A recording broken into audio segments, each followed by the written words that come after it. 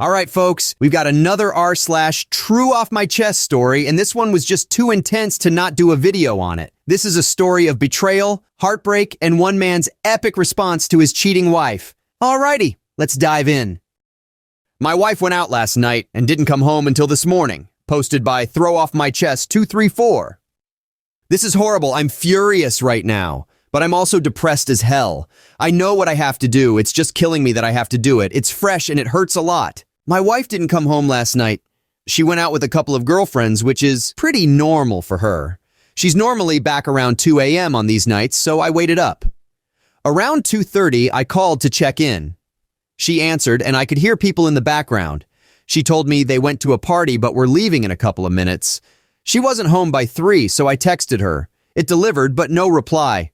Around 4 a.m., I called again. It rang a couple of times before she sent me to voicemail. My wife finally came stumbling through the door at 6:47 a.m. this morning. I know the exact time because I was worried. She was wearing a dress she didn't leave the house in with mesh leggings I've never seen either. The leggings had clearly been torn and her makeup was smudged. My heart sank when I saw her. My immediate worry was that she had been assaulted. She only shook her head no when I asked her that. I asked her what she'd been doing then if that wasn't it. She only said that I knew what she had been doing, and that kind of confirmed what the voice in the back of my head had been screaming since she walked in. My wife cheated on me last night. I asked her who it was. She shrugged almost casually and said it was somebody they met at the club. She went back to his house and hooked up with him, then Ubered home. She then said she didn't want to fight and just wanted to sleep. So that's what she did. She's still asleep now and didn't even take a shower before passing out. Suffice to say, our relationship is over. We don't have any kids and we rent, so it shouldn't be an extremely complicated process. I keep trying to reason myself out of it, pretending there might be something to salvage here. I've always maintained that cheating would be a red line for me, though. I think I need to stick to that now. Okay, this is absolutely heartbreaking and has to be OP's worst nightmare come true. He did post an update to this story to clarify a lot of questions he was getting and what he plans to do. So here it is, along with his savage response. Me again, folks. I'm sorry I didn't get around to this sooner. I wasn't able to get the day off work yesterday because my boss kinda sucks. I was a complete mess at work yesterday, though, so I was allowed to take the rest of the week as vacation, thankfully. I think I went through all of the stages of grief while my soon-to-be ex was sleeping. I wasn't expecting my post to get any attention at all. I just figured I needed to try to talk to someone about it because I was not in a good headspace. I made the post in the morning, and by noon she was still conked out in the bedroom. I had processed things a bit more, and I had a rough plan in my head that I was starting to set in motion. I made a short list of questions I wanted answers to, gathered up all my important documents, laptop, etc. Then I went into the bedroom and started packing myself a suitcase. I know a lot of folks wanted me to kick her out. I did consider it, but honestly, I'm not overly attached to this place. We just rent, and I'm in a lucky enough situation to be able to say that paying half the rent for a few months isn't going to financially end me. It'll sting a little bit, I won't lie, but I'll make it. And I feel like being around this place is only going to remind me of her anyway. I need to be looking forward, not back. She ended up waking up about halfway through me packing my suitcase. There was momentary confusion as she looked around the room, then she just started bawling. Maybe this is awful of me, but I didn't bother comforting her. I told her I had the screenshots of her Uber and text messages from her phone, so her confirmation in those texts were enough that things between us were completely done. She didn't answer me and just cried louder. I debated trying to continue the conversation, but I decided to just pack the rest of my suitcase and go into the living room until she came out. When she finally left the bedroom, she sat next to me on the couch and asked me if we could talk things through. I told her as calmly as possible that that wasn't how things were going to work. I was going to ask questions and I wanted honest answers. She told me she'd be honest, so I proceeded. My voice was shaking the entire time. It was taking me everything to hold it together, but I kept going. Was this the first time she had cheated? She started crying before she answered that, then told me no. She had cheated on me multiple times over the course of our relationship. It was, and I'm going to use her words exactly here, just sex, a way for me to let off steam. None of it ever meant anything. I wrote a comment shortly after making my post that all the love couldn't just fade away in one swoop. Well, it can. It hit me right then that I wasn't dealing with my wife. The person I was married to literally wasn't in the room. This was someone different. She refused to tell me exactly how many times she had cheated, just more than last night. Had she used protection? No hesitation from her before she nodded her head emphatically. She seemed surprised I'd even ask that. I'm still going to get tested just to be safe. I did some research into timing and I'm going to look into it. Were her friends also cheating on their spouses? Yes and no. I tried to get her to tell me which of her friends were cheating so I could get in contact with their spouses. She probably should have told me because her refusal led to me messaging pretty much the romantic partner of every one of her girlfriends I could find on social media. There are a couple I don't know or couldn't find, but I did my part. Why did she do it? This was the answer that gutted me the most. I'm going to use her exact words again. I need to have sexual variety. I told her that it's not like our sex life is dull. She clarified. It's not the same as something new. I didn't even have a response to that one. I had expected something about me working too much or not supporting her emotionally. Nope. She just screwed other guys because she felt like it and wanted to have some fun.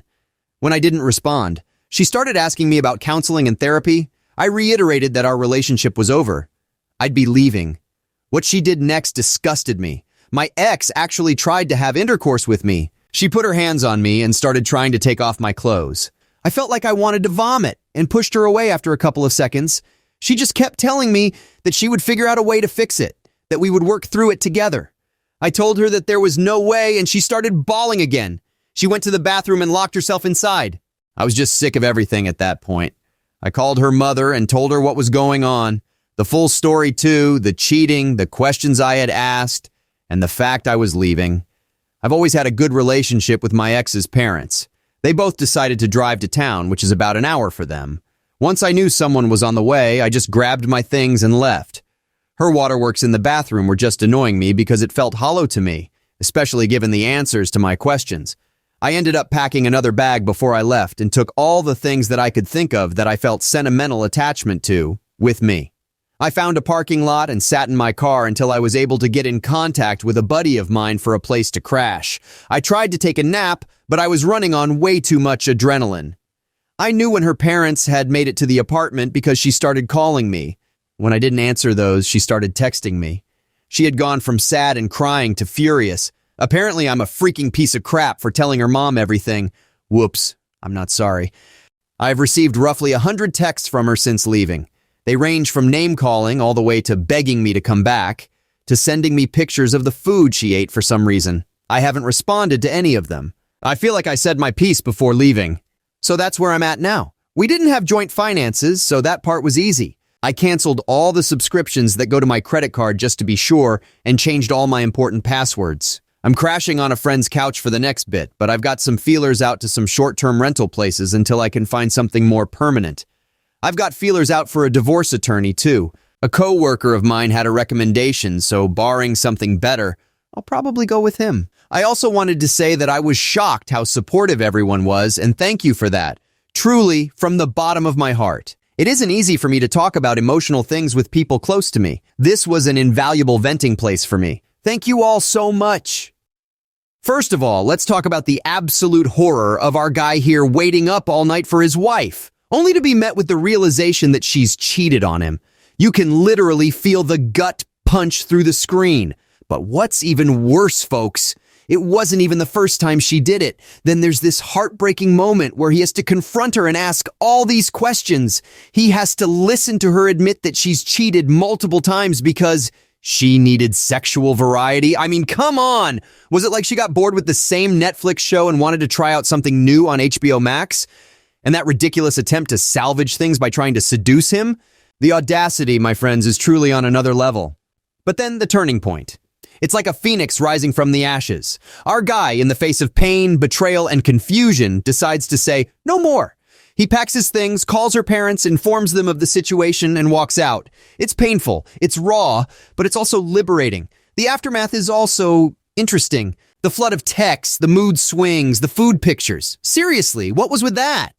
But what gets me is his ability to stay composed and ignore the chaos. So here's what I love about this whole saga. Our guy here is not only confronting a betrayal, but also his own emotions. He's clearly setting boundaries, taking care of his mental health and walking away from a situation that no longer serves him. If there's something to take away from this, It's the strength and resilience to prioritize oneself, even in the face of immense pain and confusion. But you know, as I sit here digesting all that we've just read, I can't help but think about the absolute absurdity of it all. I mean, did she seriously think she could win him back with a barrage of text messages and food pictures? It's 2023, folks. If you've messed up this bad, you gotta come up with a better game plan than spamming your ex's phone.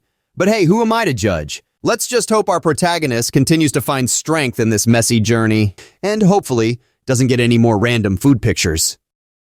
Hey, wait! As always, don't forget to kindly tap the like button, share, subscribe, and let me know in the comments below what you would have done if you were in this situation. Stay safe out there in that crazy world. Much love, peace.